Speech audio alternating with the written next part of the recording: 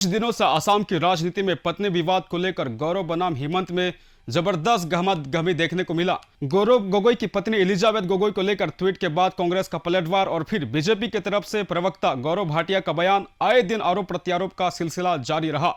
गौरव गोगोई की पत्नी एलिजाबेथ का पाकिस्तान के साथ संबंध होना, इसको लेकर हेमंत ने आंतरिक सुरक्षा का हवाला देते हुए आरोप लगाया था कि सांसद की पत्नी का पाकिस्तान के साथ संबंध होना भारत की आंतरिक सुरक्षा के लिए खतरा पैदा करता है, जिसको लेकर गौरव गोगोई और कांग्रेस पार्टी हेमंत पर जबरदस्त हमलावर करते नजर आए। गौरव गोगोई ने भी हेमंत की पत्नी रेनिकी को लेकर हेमंत पर काफी आक्रामक रहा।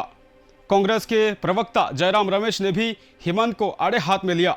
जयराम ने अपना सोशल मीडिया एक्स हैंडल पर लिखते हुए कहा कि असम के मुख्यमंत्री और भाजपा ने मेरे सहयोगी को निशाना बनाकर एक क्रूर बदनामी अभियान शुरू किया।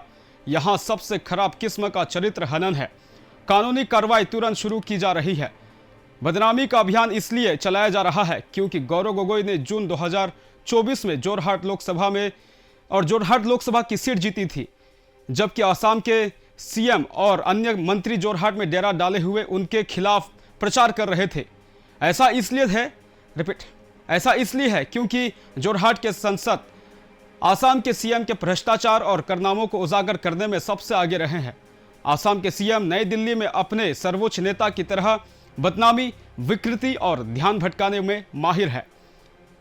यह असम के लोगों का ध्यान अपनी विफलताओं और झूठे वादों से हटाने की पूरी कोशिश कर रहे हैं, लेकिन लगभग 12 महीनों के बाद असम के लोग उन्हें पूर्व सीएम बना देंगे और उनको विपक्ष में बैठा देंगे। इसके जवाब में हेमंत ने भी रिट्वीट करते हुए जयराम रमेश को चेताया और कहा, पूर्व और वर्तमान मुख्यमंत्री कौन होगा इसका फैसला असम की जनता करेगी, आप नहीं।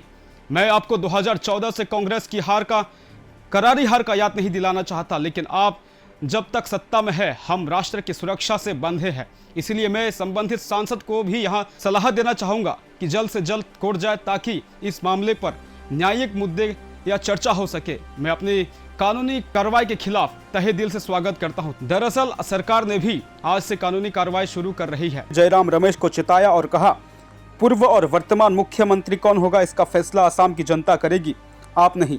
मैं आपको 2014 से कांग्रेस की करारी हार की याद नहीं दिलाना चाहता, लेकिन जब तक हम सत्ता में है हम राष्ट्र की सुरक्षा की शपथ से बंधे हैं। इसीलिए मैं संबंधित सांसद को भी सलाह देता हूं कि वे जल्द से जल्द कोर्ट जाए ताकि कम से कम इस मुद्दे पर न्यायिक मंच पर चर्चा हो सके। मैं अपने खिलाफ कानूनी कार्रवाई का तहे दिल से स्वागत करता हूं। दरअसल असम सरकार भी आज से कानूनी कार्यवाही शुरू कर रही है, यानी आरोप प्रत्यारोप का सिलसिलावार इतना जोर था कि अब कानूनी कार्रवाई तक जा पहुंचा। पर इतने में सीएम हेमंत यू टर्न ले लेते हैं। इस बीच मुख्यमंत्री हेमंत बिस्वा शर्मा ने रविवार को एक पाकिस्तानी नागरिक के खिलाफ मामला दर्ज करने का आदेश दिया, जिसके बारे में माना जाता है कि उसका कांग्रेस सांसद गौरव गोगोई की पत्नी से संबंध है। साथ ही उस पर राज्य और देश के घरेलू मामलों में हस्तक्षेप करने का आरोप है।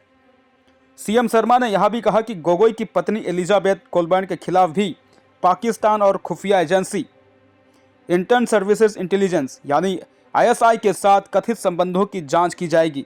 इसके अलावा ब्रिटिश नागरिक होने के बावजूद लोकसभा चुनाव प्रचार में उनकी कथित भागीदारी की भी जांच की जाएगी। कैबिनेट बैठक के बाद प्रेस कॉन्फ्रेंस को संबोधित करते हुए शर्मा ने कहा कि पाकिस्तानी नागरिक अली तौकीर शेख द्वारा असम में सांप्रदायिक सद्भाव को बाधित करने के उद्देश्य से की गई कुछ टिप्पणियों के बारे में कई समाचार रिपोर्ट, सोशल मीडिया पोस्ट और सार्वजनिक डोमेन में अन्य जानकारी सामने आई।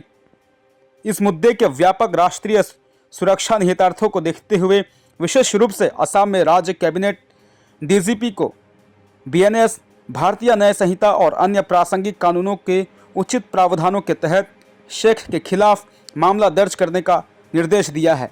मुख्यमंत्री ने यहां भी आरोप लगाया कि तौकीर शेख की सोशल मीडिया गतिविधि और सार्वजनिक डोमेन में उपलब्ध जानकारी का आकलन करने से पता चलता है कि वह एलिजाबेथ कोलबर्न के संपर्क में थे।